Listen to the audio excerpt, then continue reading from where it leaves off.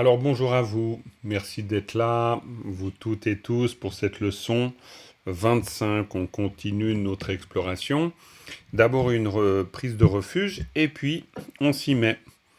Sangye chö tang tsoge chö nam la chan chum parato da ning kyab so che da ge chen so ge pe sun dun du la ge tro la pincher sangye dum parai sho. Voilà, alors Géraldine aussi qui nous rejoint, c'est parfait. Fabien aussi, super. Alors, je désactive les sons. Voilà. Je vous laisserai réactiver votre micro quand vous voulez prendre la parole. Comme ça, c'est plus simple. Donc voilà, leçon 25. On se retrouve avec notre sutra, forcément, hein. On a bientôt fini notre révision du sutra. Vous voyez qu'on avance. Je ne sais pas si vous, de votre côté, vous avancez. C'est l'idée. Mais de mon côté, j'avance avec un petit bout de plus aujourd'hui. Pas un gros bout de plus, un petit bout de plus. Mais bon, remarquez, avec ce sutra, petit bout, c'est des fois gros bout. C'est juste celui-là. Ça, c'est la nouveauté pour le jour. Ici. Migi kammepane. Mais bien sûr que pour nous, je crois que la dernière fois, on n'a même pas vu toute cette partie, il me semble, hein. Je ne sais pas ce qu'il en est vraiment, mais il ne me semble pas. Donc, euh, par contre, ici, on avait pas mal travaillé ça. Vous vous souvenez? Parce que ça, c'est vraiment le cœur du sutra. Suk tongpa o tongpa ni sukso sugle tongpa ni shenma in tongpa le kyang suk shenma in no te shin tu tsorwa tang du she tang du che tang nam par shepa nam tongpa o. Ça c'est important. C'est les 5 agrégats. Hein. Euh, comment vous peut-être d'abord un petit tour feedback sur comment vous vous êtes entraîné ou comment vous vous êtes pas entraîné. Ce qui croche, ce qui glisse, ce qui va bien ou pas. Histoire que, voilà, on puisse construire la leçon à partir de votre feedback quand même. Pas que je saute à la partie d'après, et puis que, voilà, on n'ait pas le temps de Moi, voir. je me suis bien entraîné. Oui. Ah, super. Je me suis Bah, bien entraîné. chouette, chouette. Et tu t'es bien entraîné sur cette partie, Fabien? Oui, l'ensemble, oui. Ouais, ouais. L'ensemble? Ok, ouais, ok, très bien. Bon, bah, c'est super. Donc, Oui, est-ce que, juste pour moi aussi. toi aussi, Mm. Oui, euh, et vraiment, ce que tu nous as dit à propos de vraiment, on n'a pas besoin du verbe, mais vraiment mettre chaque groupe de mots avec cette mini pause qui indique là où on veut insister, ça, ça, ça donne tout son sens, vraiment, vraiment. Super. Donc alors là, toi, Valérie, tu as fait la découverte de cette phase Mm, mm, d'intégration où tout à coup le groupe de mots finit par dire quelque chose pour toi. c'est ça. Mm, Ah, bah c'est une très très bonne nouvelle. mm, Parce qu'effectivement, c'est là où on va, hein, pour faire qu'on ne soit mm, pas juste dans la récitation vide de sens. mm. Super, très bien. Je voulais savoir pour toi, Fabien, ça t'a aidé la mise en forme Oui, de la structure? ouais, disons que maintenant, effectivement, en m'entraînant et en enchaînant à la fois les concepts et les prononciations, je pense que ça commence à le faire. Je dirais pas que c'est complètement intégré dans le sens où c'est vrai que visualiser le son avec un concept, bah, c'est, voilà, j'en suis à la limite. Mais en tout cas, la première phrase, oui. Oui, les formes et vides, moi, je pense que ça c'est bon. J'ai eu un petit doute toujours avec par exemple, bon, le so, d'accord, et le no, qui, bon, je comprends que c'est un agrégat ou Ici, là, qui, tu veux dire le... maïno, ouais, maïno. Ah, my Je no, my no. maïno. Ah, alors là, en même temps, alors c'est simple, quoi. Oui, quand on sait, mais c'est vrai que ça allait peut-être pas comme ça. Le no, c'est juste une particule finale. Et quand on dit maïn, ici, maïn, c'est le ma est une négation, une marque de négation, et yin, c'est un auxiliaire verbal. C'est un auxiliaire verbal qui va nous permettre en tibétain. Là, on est en train de faire les verbes avec le groupe Chenrezi. Mais en même temps, toutes les leçons du groupe Chenrezi, d'ailleurs, ça me permet de vous le dire, sur les verbes, vous pouvez aussi largement les regarder, hein, les vidéos. Et si, même si ça vous intéresse d'avoir le support, je vous enverrai le support. Il n'y a pas de problème. Parce que on est en train d'essayer de... C'est une première approche, mais pour un peu comprendre comment on construit les verbes en tibétain. Et yin, pour votre info, vous l'avez déjà vu dans le vocabulaire à gauche à droite, mais c'est un auxiliaire on pourrait dire d'état, qui vous permet de dire, parce que le tibétain est une langue égophorique, hein, c'est toujours le locuteur qui précise comment lui il perçoit. Si par exemple je dis, quand je dis verbe d'état, si je dis nga yin, nga c'est je, ok. Si je dis nga yin, nous on traduira en français je suis, ok. Mais en tibétain, en disant nga yin, on dira je m'identifie à nga, ok. C'est un peu bizarre de le dire comme ça, mais par exemple, si je dis nga Jean-Marc yin, ça veut dire que je est identifié à Jean-Marc. Nga Jean-Marc yin, c'est-à-dire Jean-Marc, la question qu'il y a derrière, c'est quoi Jean-Marc?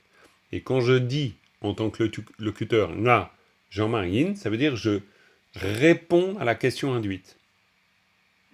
Vous voyez ce que je veux dire? La question induite, c'est pas la question. La question, c'est en fait, tu t'appelles comment? T'es qui toi? Donc c'est une question d'identité. Pourquoi je vous dis ça? Parce que peut-être que vous allez vous dire, oui, non, mais bon, bah, c'est évident, vous dites qui vous êtes, c'est bien qu'on ne connaît pas l'identité de l'autre. Oui, ok, très bien.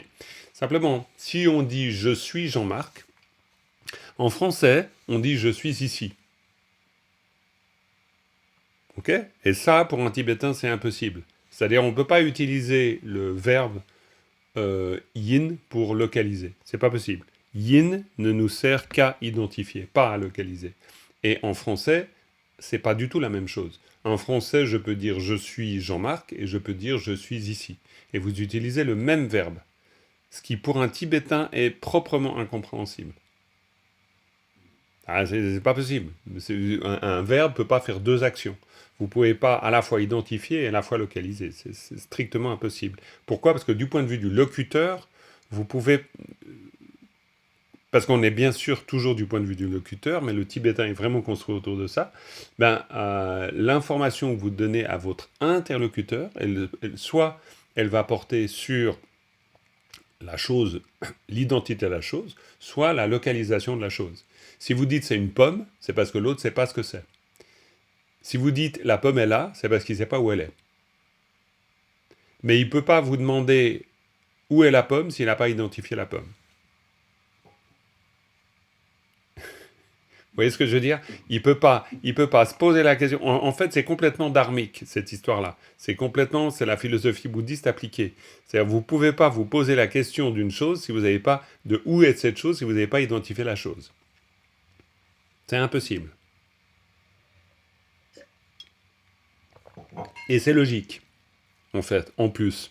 Donc, c'est juste que yin, c'est une question d'identité. Donc ça veut dire que identité dans le sens, alors qu'on peut traduire par être si on a envie, mais pour dire ici, là c'est tongpa lait, donc tongpa lait, voilà c'est un peu serré, mais bon. Tongpa lait kyang zuk shen main,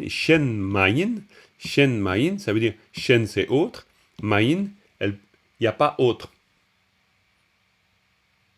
Hein, c'est pas il n'y a pas dans le sens d'une localisation, mais dans le sens de l'identité. C'est-à-dire l'identification, l'identité des phénomènes, c'est d'être vacuité. Ils sont vacuités. On n'est pas en train de dire qu'il y a, on pourrait dire qu'ils sont vacuités. Tongpa le kyang, mis à part la vacuité, hein, tongpa le, à partir de la vacuité, mis à part la vacuité, kyang, tongpa le kyang, en plus de, on pourrait dire, hein, même si encore, etc., c'est tout le sens de kyang, eh bien, shen, zuk, les formes, shen main, c'est pas autre chose.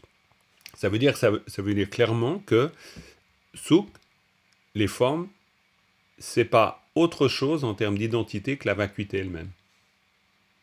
C'est pour ça que la compréhension de l'auxiliaire est très importante. On n'est pas en train de dire il n'y a pas dans le sens de localisation, mais il n'est pas. On devrait presque, si on voulait traduire un peu ce sens d'identité, il n'est pas d'autre vacuité que les formes. Mais en français, c'est limite, on peut le dire comme ça, il n'est pas d'autre vacuité que les formes. Hein? Quoi, voilà. Vous comprenez ce que je veux dire? Ouais, je pense. Oui? Ok, très bien. Bon, parfait. Moi, Y j'ai a-t-il... une question quand Oui, même, bien Bernard, sûr, Claire. puisque donc dans cette partie, alors tu dis pas le mot verbe, tu dis auxiliaire, alors que au tout début, sous ton pao, il n'y a aucun verbe là. Et pourtant, la semaine dernière, tu traduisais les formes, c'est la vacuité. Mhm. Et pareil, dans la deuxième, tu disais le contraire, la vacuité, c'est les formes. Oui. Donc peut-être on abordera ça plus tard, mais autant dans la partie dont tu parles avec Fabien, il y a bien un auxiliaire, et du Mhm. coup, avec mon esprit, j'arrive à faire une sorte de lien avec à la française le verbe. Mhm. Mais quand la semaine dernière tu as dit les formes, c'est la vacuité, je me dis c'est chaud quoi, il n'y a aucun verbe en fait. Et comment... Alors, Donc c'est... alors, alors, en fait, Jean-Pierre, est-ce qu'on peut dire forme vacuité? c'est-à-dire, C'est c'est-à-dire la difficulté, la traduction, c'est toujours un éloignement du texte. C'est pour ça que l'intérêt de ce que vous faites, comme effort, que je fais avec vous, c'est de se rapprocher du texte. Donc d'essayer de comprendre comment un tibétophone pense le texte. Et en fait, quand il pense le texte, il le dit. Mais on voit bien avec ce travail d'intégration que dire un texte, c'est penser le texte. On ne peut pas dire un texte sans le penser. Donc en fait, quand je dis Zouk Tongpa, en fait, j'ai pas forcément besoin de mettre un verbe. Je dis juste forme vide. En fait, littéralement, je dis. Et puis, dans les faits, si je regarde bien, je dis pas autre chose. Je dis forme vide. Mais quand je dis Tongpa, en disant Tongpa, j'ai l'idée de vacuité. Donc je pense vacuité. Alors après, en français, je vais dire, par exemple, les formes sont la vacuité. Mais ça, c'est parce que je veux essayer de dire les choses en français. Mais en fait, les formes sont, elles sont, quoi on pourrait dire les formes vacuité. On pourrait dire ça. Mais simplement, c'est un peu compliqué de dire forme vacuité, comme si c'était, en français, on mettrait forme vacuité du genre forme trait d'union vacuité, pour essayer de créer un ensemble conceptuel. On peut le faire, mais après, on voit bien qu'on distingue les formes, vu qu'on parle des 5 agrégats. Donc, on distingue quand même, parce que, pourquoi on distingue? Parce que au départ, on distingue justement. C'est-à-dire au départ, on pense qu'il y a les formes, puis on pense qu'il y a la vacuité. Et puis en fait, le sutra va nous amener à comprendre que, ben non, on ne sépare pas, au fait. Donc, c'est une manière de coller le sens. Et puis petit à petit de comprendre qu'il n'y a pas d'autre vacuité que les formes. Il n'y a pas d'autre forme que la vacuité. Mais c'est vrai que formellement parlant, on ne peut pas dire qu'il y a un verbe ici. On ne peut pas dire, il n'y a pas le verbe être. Ça, non. Nous, on le mettra en français. Mais on dit forme vide. Et Jean-Marc, si on disait forme vide, ça créerait un autre concept, donc ça serait quelque chose. Donc Oui. c'est justement pas... Ouais. Ouais. Tout à fait. C'est pour ça qu'il faut se méfier du forme trait d'union vide, parce que forme vide, ça créerait quelque chose. Alors que là, c'est simplement forme, parce qu'on sait que c'est un des 5 agrégats, puis on dit forme, vacuité. Après, on dit tongpa ni, on pourrait dire que au début, on dit forme, là, tongpa o, c'est un peu comme... c'est très affirmatif, d'abord, et puis le fait que ça soit très affirmatif, ça nous amène à sentir qu'on est en train de dire la forme est vide. On peut le dire comme ça, c'est-à-dire voilà, on rajoute le est en français, mais la forme est vide. Puis après on dit tongpa ni, et tongpa ni, c'est le vide en lui-même, et tongpa ni, c'est le mot réservé pour shunyata, et c'est le mot pour dire vraiment le vide en soi. C'est pourquoi on fait une différence avec, par exemple, un vase vide. Un vase vide n'est pas la vacuité. C'est pour ça que dans les textes, on dit qu'un vase vide n'est pas l'exemple de la vacuité. Parce que si on comprend un vase vide comme l'exemple de la vacuité, ça veut dire qu'on comprend la vacuité comme le vide. Alors là, on est dans la philosophie, mais en fait, on est déjà dans la philosophie ici. Pourquoi? Parce que si la vacuité c'était le vide, la vacuité ne pourrait pas être les formes. Vous me suivez? Si la vacuité c'était l'absence, le vide, comme un vase vide, hein, ben dans ce cas-là, la vacuité ne peut pas être les formes. Vous voyez? Et c'est ça qui est, dans notre cerveau, là, normalement, on a 2-3 câbles qui font i parce que ça ne marche pas. On ne comprend pas ça tout de suite. Même conceptuellement, je ne parle pas de la réalisation de la vacuité, je parle de la compréhension conceptuelle. La compréhension, c'est compliqué parce que on voit bien d'ailleurs, ça s'accroche au départ. On se dit, bon, le vase vide, bon, bah voilà, un vase vide, comment ça, c'est pas la vacuité? Ben non, parce que le vide d'un vase, ça veut dire que le vide n'est pas accompagné par son contenu. Donc ça veut dire qu'il y avait un plein avant d'avoir un vide. Là, je suis en train de vous faire un petit cours de philosophie rapide, mais vous voyez, c'est pas inintéressant. Donc ça veut dire que le vide du vase, c'est le vide de quelque chose. Vous êtes d'accord? Vous ne pouvez pas avoir un vase vide sans l'idée d'un vase qui peut être plein. Vous êtes d'accord? Mais le vide, c'est vacuité aussi, Non, non, non, non, non, non. en soi. C'est pour ça qu'on fait la distinction ici, tongpani, le vide en lui-même. On fait une petite distinction. C'est-à-dire le vide en lui-même, le tongpani, ça veut dire vide de l'idée du vide. Enfin, bref, il ne faut pas le faire trop compliqué. Mais c'est pour ça que je prends le vase, parce que le vase, les philosophes tibétains utilisent cet exemple pour nous aider à comprendre. Pour nous dire, si vous avez un vase vide, c'est que vous avez la possibilité d'avoir un vase plein. On est d'accord? Donc ça veut dire que votre vide du vase est en opposition avec un vase plein. Ça, là, on est dans du... C'est bébête, c'est tout simple, c'est vase plein ou vase vide.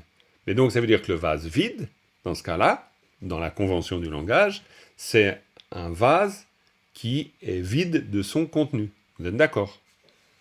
Mais la vacuité, c'est pas comme un vase vide. C'est-à-dire, c'est pas quelque chose qui est vide de son contenu.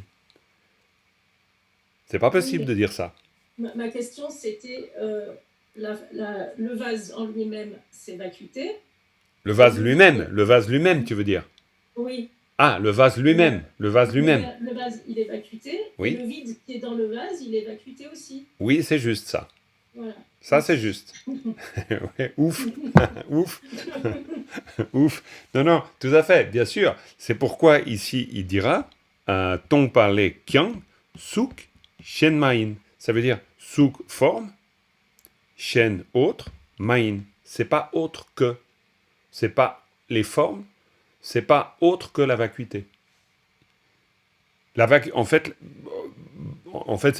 on pourrait dire c'est très simple, c'est-à-dire que ton suk lait, mis à part les formes, ton pani, shen main. Il n'y a pas suk lait comparé aux formes, ton pani, vacuité, shen main. Il n'y a pas d'autre vacuité que les formes. Il y a Souglé, mis à part, Souglé, c'est notre fameuse particule qui nous dit, c'est la particule qui nous permet de dire mis à part, ou qui nous permet de faire une comparaison, d'accord? Ou qui nous permet de dire depuis ici à depuis là, jusque là, ok? Donc, Souglé, hors les formes, ou mis à part les formes, Tongpani, vacuité, Shen, main. Il n'y a pas autre. Il n'y a pas une autre vacuité que celle que vous trouvez dans les formes, pour le dire comme ça, pour le dire en français courant. Est-ce qu'on peut dire que le vide est vide et forme? Oui, bien sûr. Dans la notion de forme, on pourrait dire. Alors après, il y a la notion de composé, de non composé. Après, ça peut devenir un peu compliqué. Mais disons, dans notre compréhension simple, à partir du moment où je désigne un objet, j'ai d'une manière ou d'une autre un rapport aux formes. Tout le temps, dans mon expérience sensorielle. C'est pour ça que les formes, c'est utilisé aussi Ici, souk, c'est aussi utilisé, et dans ce contexte, d'autant plus avec les agrégats, c'est utilisé pour les 5 objets des consciences. Ça, c'est vraiment important de comprendre. C'est-à-dire que quand j'entends un son, c'est une forme. Quand je vois une chose, c'est une forme. Alors bien sûr, c'est une forme visuelle, c'est une forme auditive, c'est une forme gustative, etc. Mais c'est des formes. Vous voyez la notion de forme? Après, on va pas rentrer après, non, parce que l'enseignement sur les 5 agrégats, c'est 5 jours avec la charia à raison de 4 heures par jour. Donc, on va pas se faire ça en 1 heure, c'est pas possible du tout. Mais on va rester très, très sommaire. Pour l'instant, on est dans les mots, mais c'est très bien, parce qu'on voit souk, les, souk, souk, c'est juste forme, dans le sens des objets sensoriels, il n'y a pas besoin d'apprendre autre chose. Hein, ça va. Donc, dans ce cas-là, mis à part les formes, ton panier, vacuité, chaîne autre, n'est pas. C'est clair. Jean-Marc, Ouais, Philippe. s'il te plaît, tu peux faire le lien parce qu'un peu plus bas dans le texte, dans la traduction que j'ai sous les yeux, il est dit voilà pourquoi au sein de la vacuité, il n'y a pas de forme, de sensation, de perception, de formation mentale ni de conscience. Et j'arrive pas à faire le lien avec ce que tu dis là, quand tu dis que c'est prise de tête, hein, c'était pas ça. Pour moi. Mais non, mais c'est normal. Non, mais attendez les amis.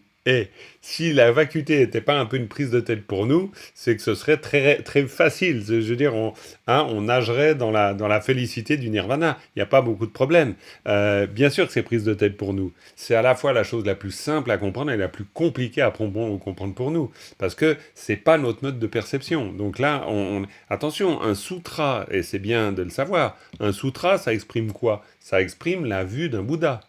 Ça exprime pas la vue de Bébert qui va boire le canon. Hein. C'est pas la même chose. Hein. On n'est pas dans la même vue. Là, c'est la vue du Bouddha. Donc, dans la vue du Bouddha, il n'y a pas de différence. Dans notre vue, on se dit, mais non, ça va pas. Donc, voilà. Le Bébert est un Bouddha quand même. Oh, alors ça, oui, très potentiel. Et j'ai rien contre les bébères, évidemment, vous m'aurez compris. Aïe, aïe, aïe, après c'est diffusé sur YouTube et je vais avoir des avalanches de protestations. Faut que je fasse gaffe, je me laisse aller des fois. Bon, c'est pas grave. Excusez-moi les YouTubeurs. Donc voilà, c'était rien de méchant contre les bébères. Vous avez tout à fait compris. Donc, et je veux pas. Des fois j'ai envie d'en rajouter plus, mais après je m'enfonce, donc je veux pas. Donc je me retiens. Jean-Marc, je pourrais te Merci, tu me poser, sauves. Mais voilà. je voulais répondre à Philippe, mais vas-y quand même. Non, mais je t'en prie. Vas-y, réponds, je te poserai la question. Alors, garde ta question.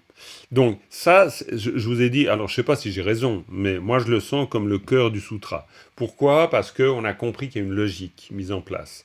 Il y a une logique mise en place qui nous dit, bon, les formes, zouk, voilà, de la même manière, tsorwa, les sensations, douché, les notions, douché, les formations karmiques, n'emparachiez pas la conscience.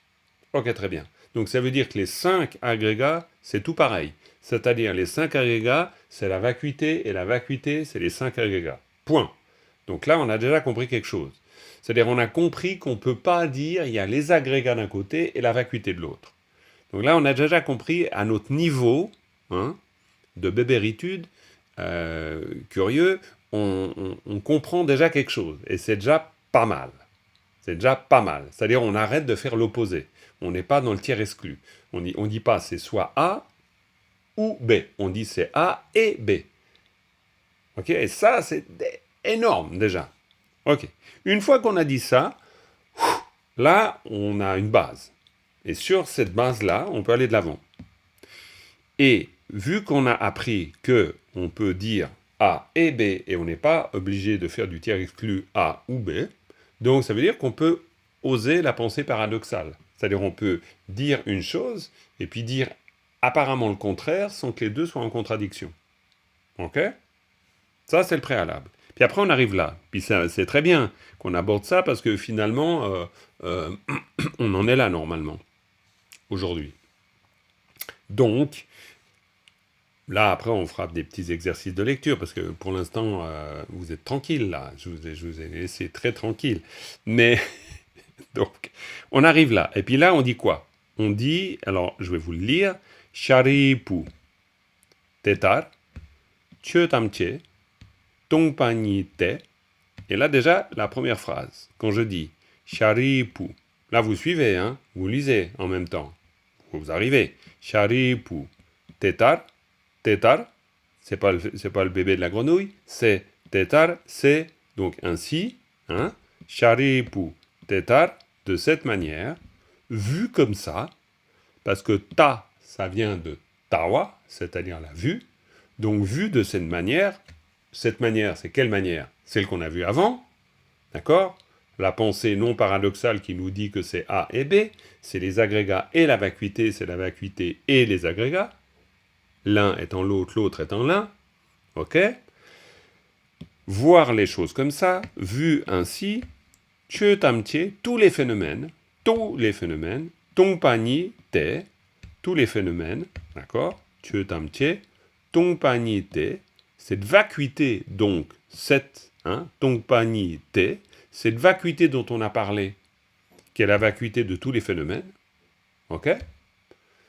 Tsenni, mais pas. Tsenni, mais pas. Tsenni, caractéristique, mais pas. Elles n'ont pas de caractéristiques. Les phénomènes n'ont pas de caractéristiques.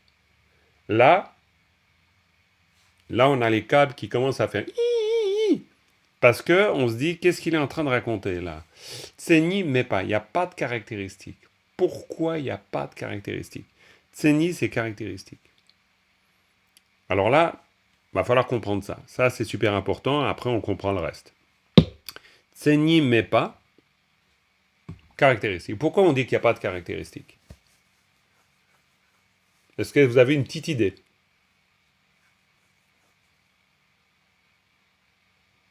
C'est pas de caractéristiques figées peut-être, dans le sens où en soi, il n'y a pas de caractéristiques C'est des phénomènes composés. composées. Caractéristique, ça veut dire que, par exemple, une chose peut avoir une singularité. Elle peut exister du fait d'une caractéristique. C'est-à-dire c'est sa caractéristique qui lui donne une existence. D'accord? Alors qu'en fait, du point de vue de la vacuité, il n'y en a pas. C'est-à-dire du point de vue de la vacuité, il n'y a rien qui va... par exemple, si on prend une pomme rouge, pour pouvoir dire dans le langage conceptuel une pomme rouge, je dois donc forcément lui donner des caractéristiques qui me permettent de l'identifier comme pomme rouge. Vous êtes d'accord? Sinon, je ne peux pas. Impossible. Maintenant, si j'analyse chacune de ces caractéristiques, je vais me rendre compte que c'est quelque chose qui est surrajouté. C'est un ajout qui est fait sur un objet pour pouvoir l'identifier. Ok? Mais l'étiquette pomme,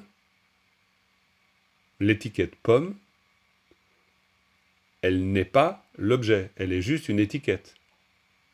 Ok? Donc, en fait, l'objet n'est pas, on pourrait dire, consubstantiellement lié à l'étiquette. Pourquoi? Parce que je pourrais mettre une autre étiquette, j'aurais pu dire que les pommes sont des poires, et puis je dirais une poire rouge, en pensant à une pomme rouge. Je pourrais par exemple, m'être trompé d'étiquette. Ok? Mais si je me trompe d'étiquette et je dis toutes les pommes sont des poires, je peux donc dire poire rouge en pensant pomme rouge. Pas de problème. Je peux avoir une mobilité avec les étiquettes. Les étiquettes, l'intérêt d'une étiquette, c'est qu'on est les mêmes. Si vous avez les mêmes étiquettes que moi, donc moi j'utilise les mêmes étiquettes que vous, et on se comprend. Et ça s'appelle la convention du langage. Mais le langage n'est pas... C'est juste une désignation. Le langage n'est pas la chose. Ok? Donc, en fait, l'objet lui-même n'a pas réellement une étiquette. Il ne la possède pas. C'est quelque chose qu'on lui rajoute. Vous me suivez? Donc, du point de vue de la philosophie bouddhiste, on appelle ça chota. Chota, ça veut dire c'est une désignation conventionnelle. C'est quelque chose qu'on a rajouté sur l'objet, mais qui n'a rien à voir avec l'objet. D'accord? Ok. Donc si vous avez compris ça, vous avez compris quelque chose de super important du point de vue théorique, du point de vue logique. D'accord? Donc la pomme, elle est étiquetée, mais la pomme en elle-même n'a pas d'étiquette. Pomme, c'est juste une étiquette pour désigner quelque chose. Mais cette chose-là, elle ne possède pas cette étiquette d'une manière intrinsèque. Et je peux le comprendre de manière très simple en considérant que je peux utiliser d'autres étiquettes. Je pourrais dire que pour désigner cet objet que moi j'appelle une pomme, je pourrais l'appeler couchou, par exemple, en tibétain. Bah, ça marche très bien. En tibétain, tous les Tibétains, si leur dit couchou, ils pensent pomme.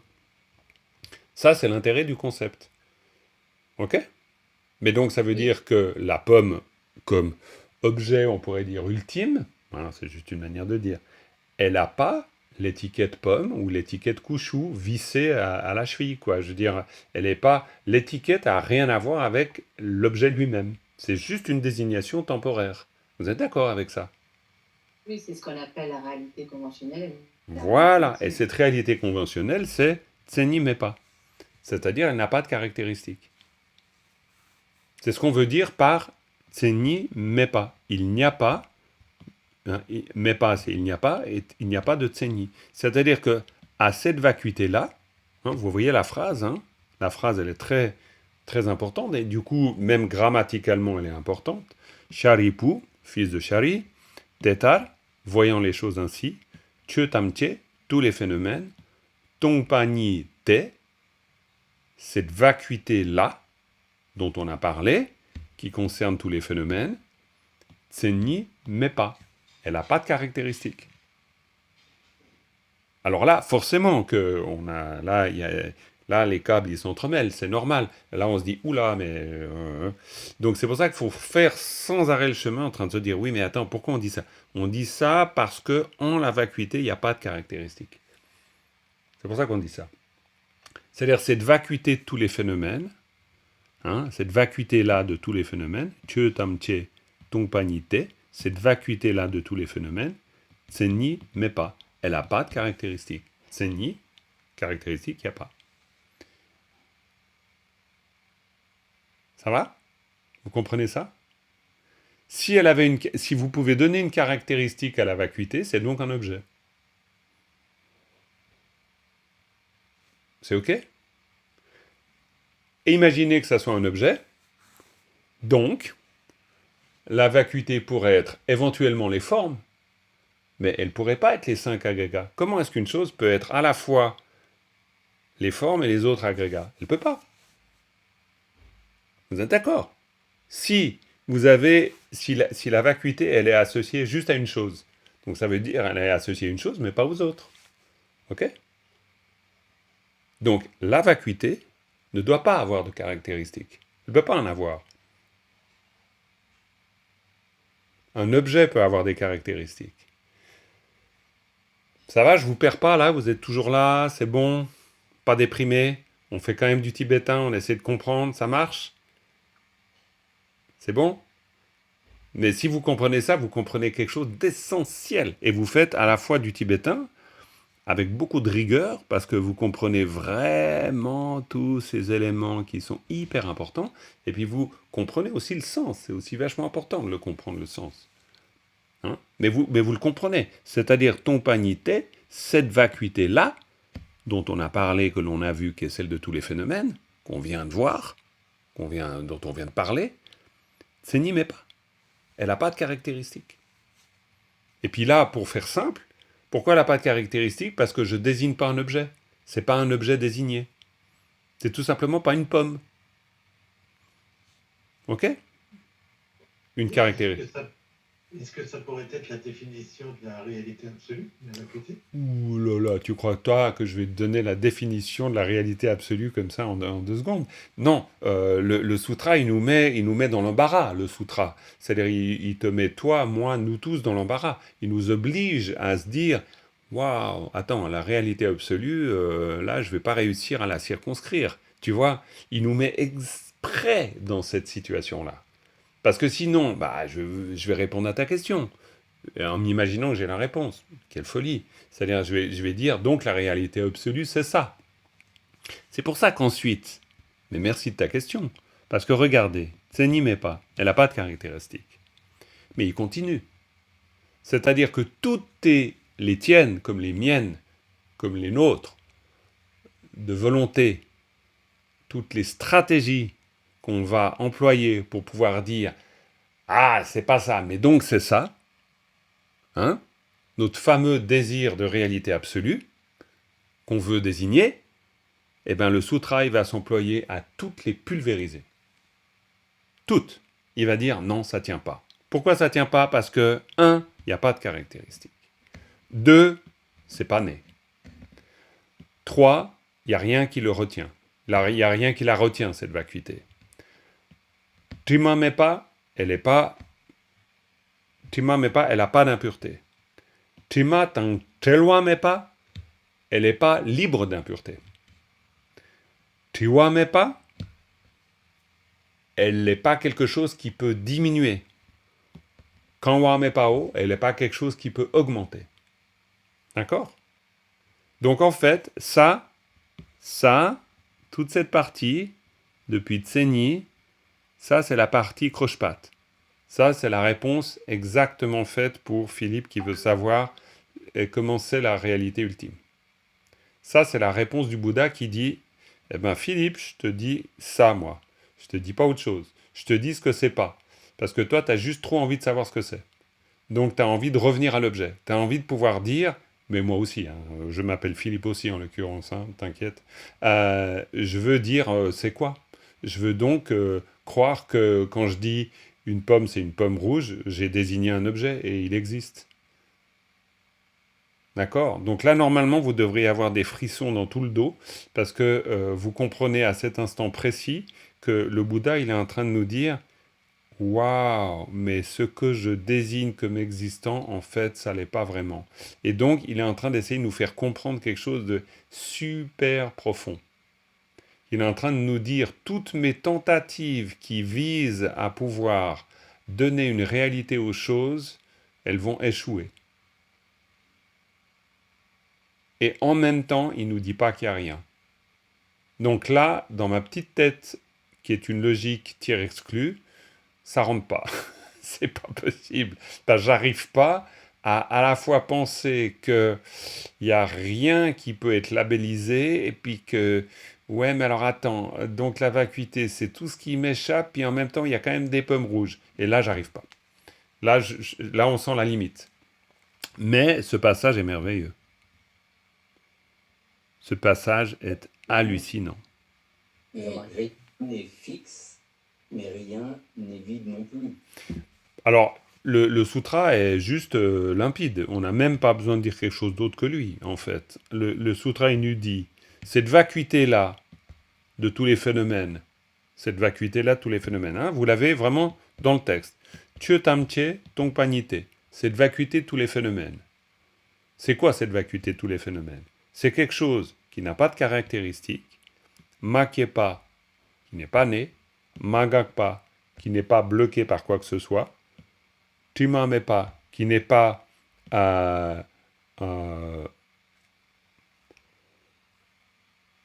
pur, c'est-à-dire sans impureté, Tima Tantelwa Mepa, qui n'est pas libre d'impureté non plus, elle est ni pure ni impure, bref, pour faire simple, elle n'est pas quelque chose qui peut diminuer, et elle n'est pas quelque chose qui peut augmenter. C'est-à-dire, en fait, pourquoi il utilise tout ça? C'est parce que nous, tout notre monde est caractérisé par ça. Tout notre monde se trouve là. Ça, c'est l'équation du monde.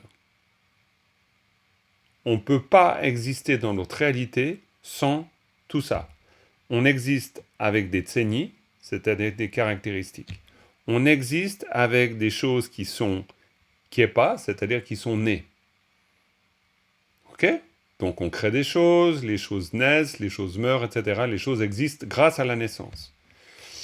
Les choses existent pour nous aussi parce que je ne peux pas traverser un mur. Donc le mur me permet de savoir que moi j'ai de la consistance. Ok? Mais là il nous dit non, c'est pas... Le monde existe dans ma représentation en termes de pur et impur. Donc ça c'est pur, tu m'en mets pas, il n'y a pas d'impureté. Pas d'impureté, ça veut dire que c'est pur. Et puis c'est ni donc pur, ni impur, ni une absence d'impureté. Hein, c'est ni pur ni impur. C'est pas quelque chose qui peut diminuer, comme par exemple le contenu d'un sac, Et c'est pas quelque chose qui peut augmenter, comme le niveau de l'eau. D'accord? Donc ça veut dire que toute ma réalité conventionnelle est contenue là-dedans.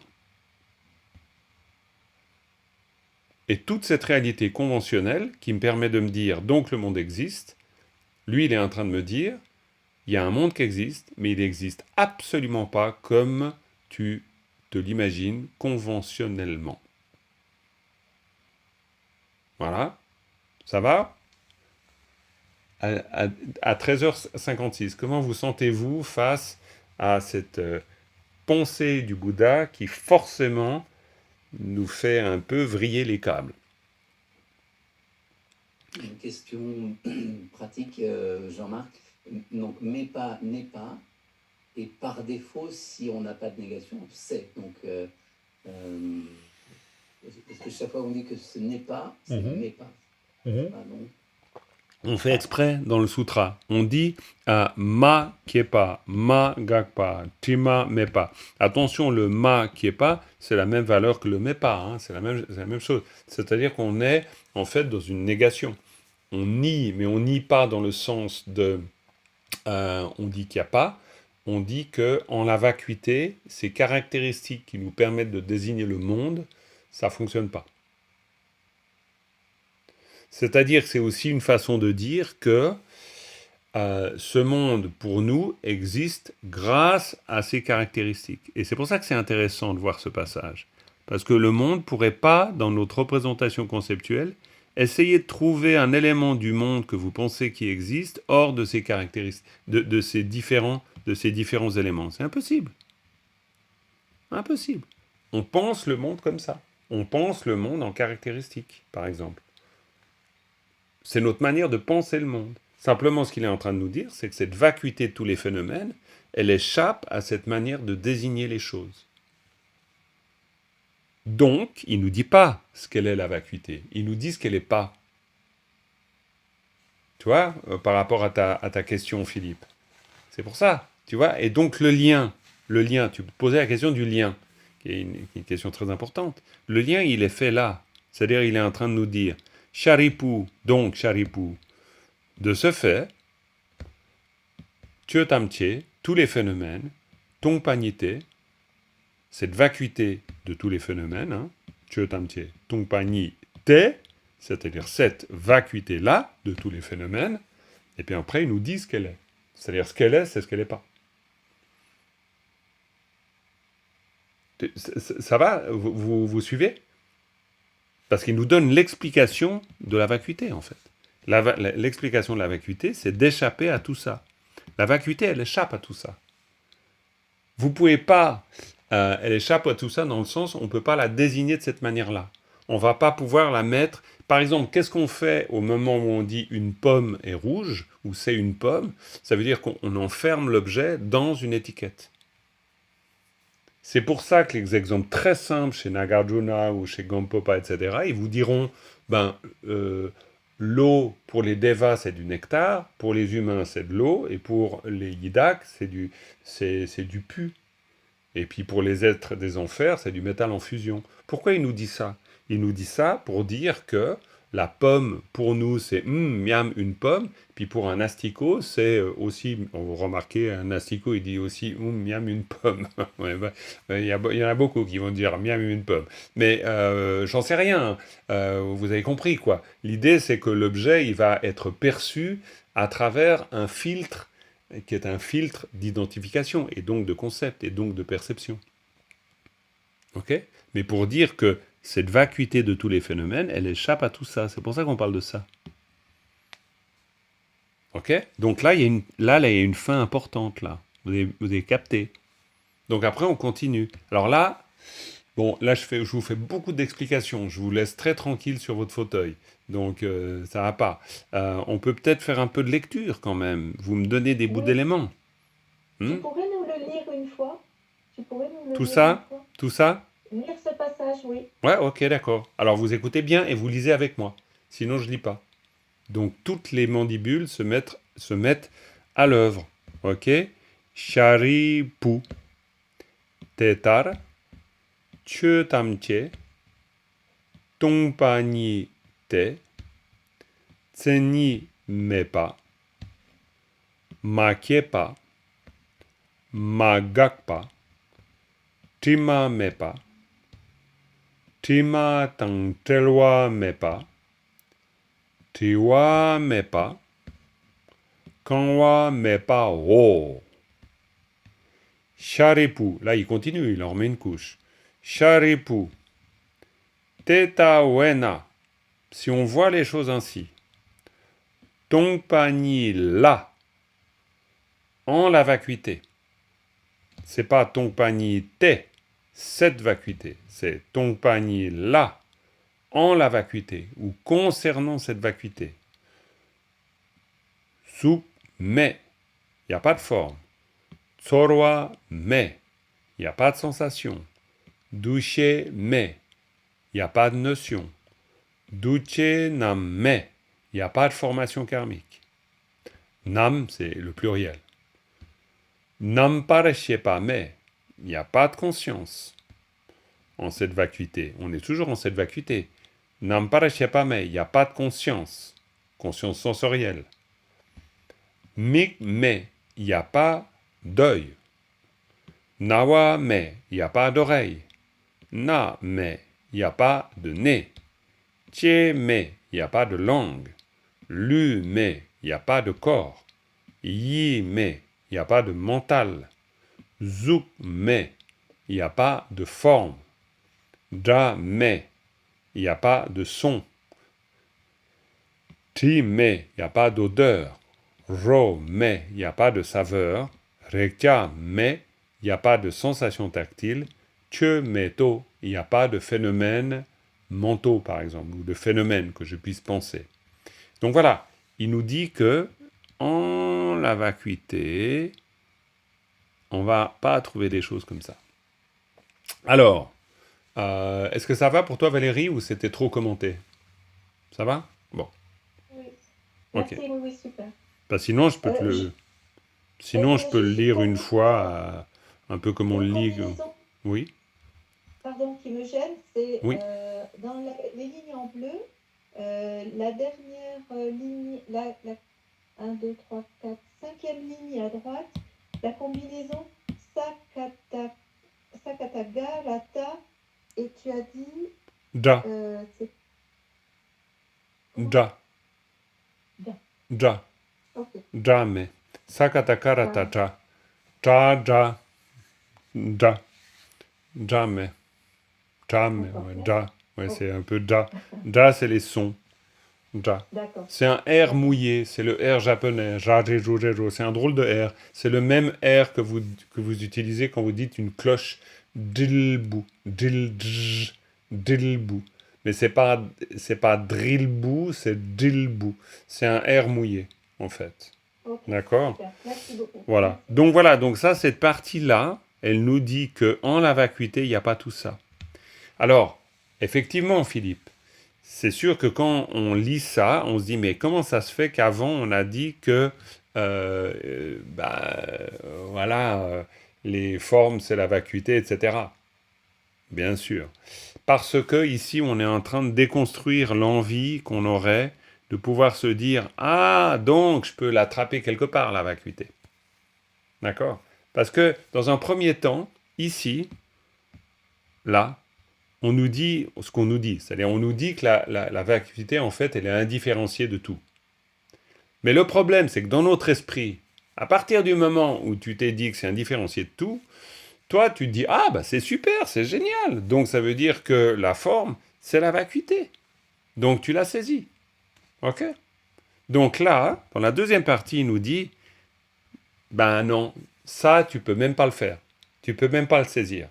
C'est pour ça qu'on l'appelle le Heart Sutra, on l'appelle le Heart Breaking Sutra.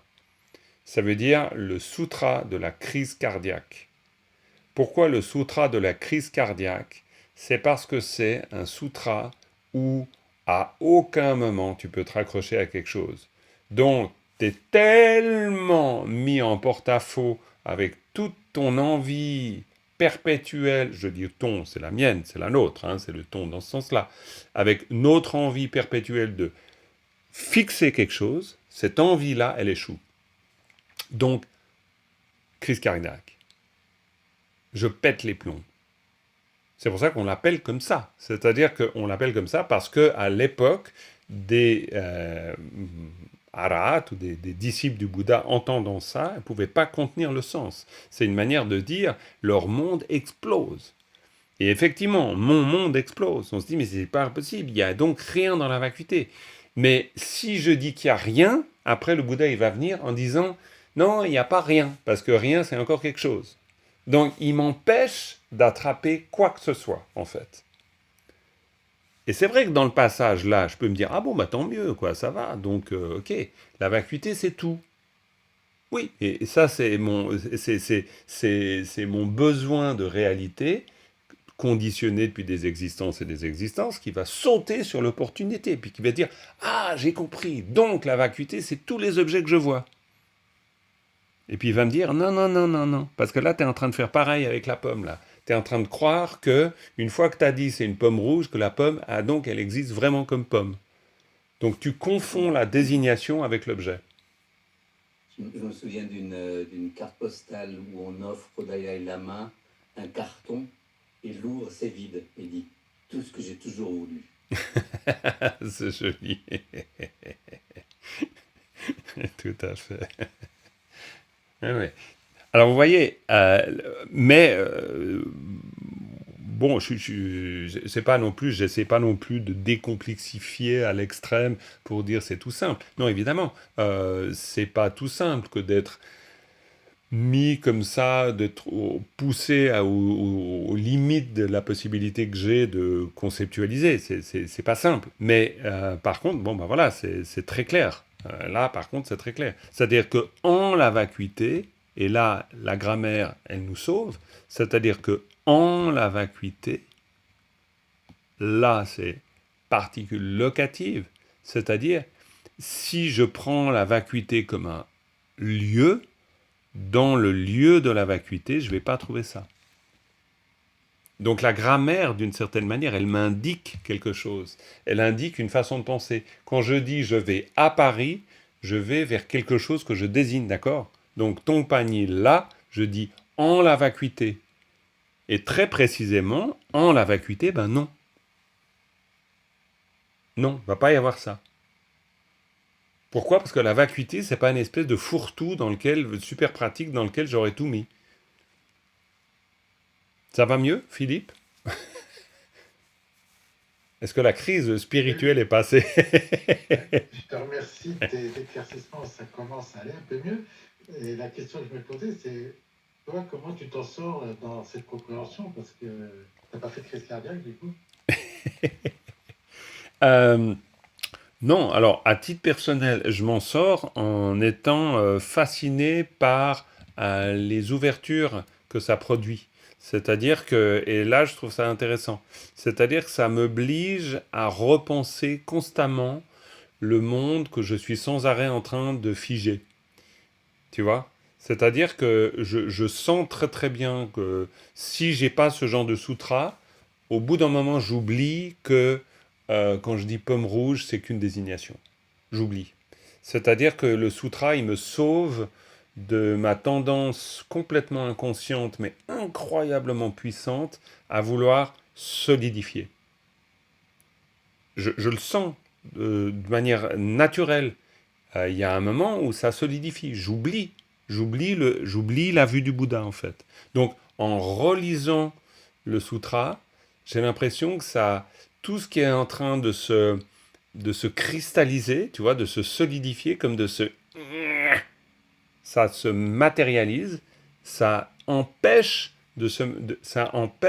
c'est comme une espèce de, on pourrait dire comme une espèce de liquide qui empêche que les choses s'agglomèrent de manière trop solide. Donc c'est comme ça que je m'en sors. Je dis pas du tout que je comprends tout, mais il me permet de sentir, en fait. C'est pour ça que le travail de lecture, qui est un travail de lecture et d'intégration, est super important. Parce qu'au bout d'un moment, à force de lire, justement à force de lire, eh bien, tu finis par sentir. Tu finis par sentir que tu dis quelque chose qui te dépasse un peu, mais que tu finis par sentir un peu. il y a quelque chose, ça doit être la bénédiction du sutra, c'est la compréhension du texte, c'est beaucoup de choses, mais je suis certain qu'il y a quelque chose qui vient du fait de la lecture du sutra. C'est pour ça que la lecture du sutra est super importante. C'est vraiment, on a vu le 17e Karmapa là, qui demandait pour son anniversaire de lire le sutra du cœur. Et pourquoi il dit ça? Il dit ça parce que, évidemment, en lisant le sutra du cœur, tu es en train de te relier à la vue du Bouddha. Et petit à petit, cette vue du Bouddha, c'est une grâce immense. C'est la vérité ultime. Donc cette vérité ultime, elle vient dissoudre tout ce qui en nous est complètement tout serré. Et ce qui me donne la sensation, Jean-Marc, ce que j'ai vu, pour les maîtres réalisés, quand on commence vraiment à percevoir, à comprendre ça, c'est pas facile parce que finalement, soit on retombe dans les attachements, dans les habitudes, soit on s'éloigne et on est en quelque sorte dans le nihilisme. C'est vraiment la récompréhension nous trouve entre les deux. Là. Oui. C'est instable, l'équilibre instable permanent. Oui, c'est pour ça que je pense que la lecture constante du sutra, c'est quelque chose qui vient petit à petit ouvrir de plus en plus intérieurement et qui va nous permettre de sortir des réflexes. Parce qu'en fait, on a deux gros réflexes. Les deux gros réflexes qu'indique le Bouddha, c'est d'un côté l'éternalisme et de l'autre côté, c'est le nihilisme. Ça, c'est pas des catégories philosophiques, c'est des réflexes psychiques. C'est aussi des catégories philosophiques, ok, mais c'est des réflexes psychiques. C'est-à-dire que je vais soit vouloir dire que les choses existent, soit vouloir dire que les choses n'existent pas. Mon monde, en fait, si j'observe bien, et c'est pour ça qu'un sutra comme ça est très important, parce que mon monde, quand j'observe comment moi je fonctionne psychiquement et je suis conditionné comme vous, eh bien, le conditionnement naturel, c'est de dire que les choses existent ou n'existent pas. Si par exemple je ne vois pas une chose, elle n'existe pas.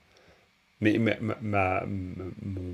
mon mode de perception m'empêche la subtilité qui me permet de savoir... Alors, bien sûr, après, je grandis et puis je me rappelle que même si je ne vois pas un objet, il peut quand même exister. Mais dans le développement du psychisme, il y a quand même ce vieux souvenir comme quoi, quand je ne vois pas, ça n'existe pas. D'ailleurs, l'enfant, quand il est tout petit, il y a des moments où il ne sait pas.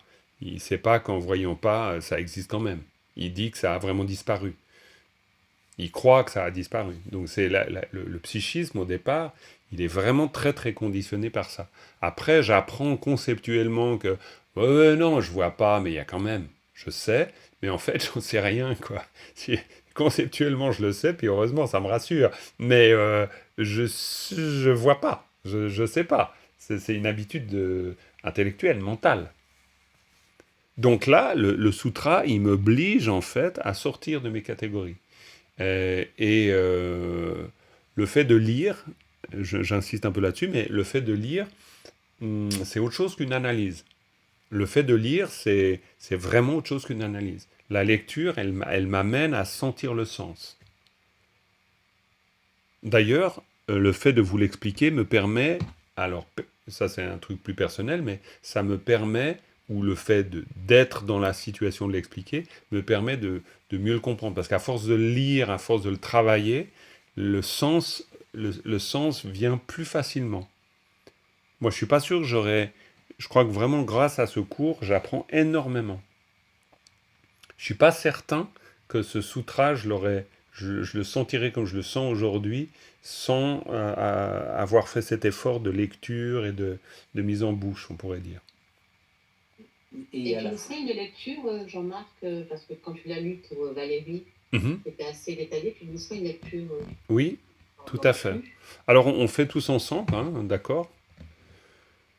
Sharipu tetar chetamche tungpa nyite tsenyimepa makepa magakpa tima mepa tima tantelwa mepa tiwa mepa kanwa mepa o sharipu teta wena tungpa nyila sugme tsorwa me dushe me duche namme Nampara shepame, migme, nawame, name, cheme, lume, yime, zugme, drame, Chime, Rome, Rekame, Cheme, To. Si vous lisez ce passage, petit à petit, vraiment, je pense que de passage en passage, si vous le lisez, petit à petit, il y a vraiment quelque chose. Ouais, vous allez sentir quoi. Vous allez sentir le sens. Vous allez sentir le sens. Vous allez vous rapprocher du sens par la lecture. Parce que théoriquement, vous êtes assez bien équipé, en fait. Il n'y a pas, théoriquement, il y a rien qui vous échappe du point de vue du sens. Les mots, vous les connaissez, vous connaissez les particules, vous voyez. Donc là, maintenant, c'est vraiment, ça va passer par l'intégration. Ok? Bon, là, je vous ai pas fait beaucoup lire. Mais la prochaine fois, on essaye de beaucoup lire. Ok? J'avais une dernière question. Je t'en prie, Philippe. Est-ce que de réciter le mantra, ça peut être une aide?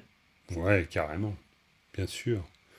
Bien sûr, réciter le mantra, réciter le mantra, c'est le cœur de ça, on pourrait dire. Donc là, alors il n'y a pas de doute. Oui, bien sûr. De toute façon la récitation du mantra, c'est aussi ce qui va créer intérieurement le lien profond avec le sutra du cœur. Et puis à travers ce lien profond, il y a la bénédiction qui vient. La bénédiction, là, je vous parle de la lecture comme intégration. C'est vrai. Mais à travers la lecture et à travers le son, il y a la bénédiction aussi. Alors ça, c'est plus Mais en même temps, bizarre, il y a mais... en même temps, il y a l'attachement à la récitation, donc il recrée une saisie. Oh, c'est pas grave. De toute façon, au départ, faut pas se retenir de ça. C'est-à-dire, au départ, ça fait rien. Toutes nos saisies, elles partiront, elles finiront par partir. Le sutra du cœur, c'est du décapant. Hein. Il n'y a rien qui reste. Hein. Il n'y a pas de problème. On peut s'attacher au sutra du cœur. De toute façon, le sutra du cœur, il va nous détacher lui-même de nos attachements. Il n'y a pas de problème. Il ne faut pas craindre ça. Au contraire, ça, vraiment quelque chose va... Je pense que là, bien sûr, on fait du tibétain, mais on fait du tibétain qui nous permet de rentrer dans le texte. Et le texte, il va nous donner beaucoup. Hein. Le texte, c'est quand même un sutra, quoi. Je veux dire, c'est la parole du Bouddha. Donc, quand on la met dans on met dans notre bouche les paroles du Bouddha. Et donc, petit à petit, ces paroles, elles font leur job. Hein. Vraiment. Hein. Elles nous permettent de comprendre. Ce que peut-être on ne comprendrait jamais autrement, évidemment. Comment est-ce qu'on pourrait avoir une pensée comme celle-là, par exemple? On ne l'aurait pas. Ok? Bon, voilà, on a... Oui? Une dernière lecture enchaînée, c'est possible? Oui, de ce passage-là, comme on le fait, par exemple, en lisant couramment quand on fait la lecture quotidienne. Shari pu teta chutam che tongpa ni te tsini me pa make pa magak pa trima me pa trima tan telwa me pa tewa me pa kanwa me pa o shari pu teta we na tongpa ni la zuk me tsorwa me duche nam me nampara che pa me ming me nawa me na me che me lu me yi me zu me dra me tim me ro me rekcha me che me to. Ça c'est la lecture comme on le fait tous les jours. Ou quand on le fait quoi. Mais l'exercice de lecture, ça devient un peu comme un mantra, d'une certaine manière. Ouais, voilà, ouais, ça fait son chemin, quoi. Il n'y a pas de doute. Voilà, bah écoutez, les amis, on s'est fait une espèce de promenade dans le sutra du cœur, là, j'ai l'impression, aujourd'hui. Mais... Ça fait beaucoup de bien de comprendre. Merci beaucoup. Bah super, tant mieux, tant mieux. Voilà, on va arrêter là, avec une dédicace, et puis on se dit au revoir après. Sonam di tamche zingpa ni tumne nyepe tanam pamjen kega na bala trupa yi sipe tsole roa dolwarai. Voilà, puis la prochaine fois, eh ben, on fera différent, forcément. Je vous préciserai sur le groupe WhatsApp, parce que... ah non, normalement je suis là mardi. Non, c'est le lundi que je suis à Montchardon. Bref, si jamais il y avait un changement, mais normalement il ne devrait pas y en avoir. Je vous dis, ok, de toute façon, sinon je vous indiquerai tout ça sur le groupe WhatsApp. Voilà, je vous souhaite une belle journée. Continuez à bosser. Merci. Elisabeth, merci pour cette... Merci ok, beaucoup. super. Passionnant. Ah bah tant mieux. Et puis voilà, puis regardez un peu, grattez la suite là, de ce que j'ai fait. Ok, et puis bonne Ça, suite. Le texte, on l'a où? Tu l'as pas reçu? Tu l'as pas reçu, Elisabeth? Moi, je ne l'ai pas, non. Ok, Non, ben je te l'enverrai. Ok, l'ai pas. merci beaucoup. Jean-Marc. Pardon? Qu'est-ce que tu dis, Dominique? Je l'ai pas non plus.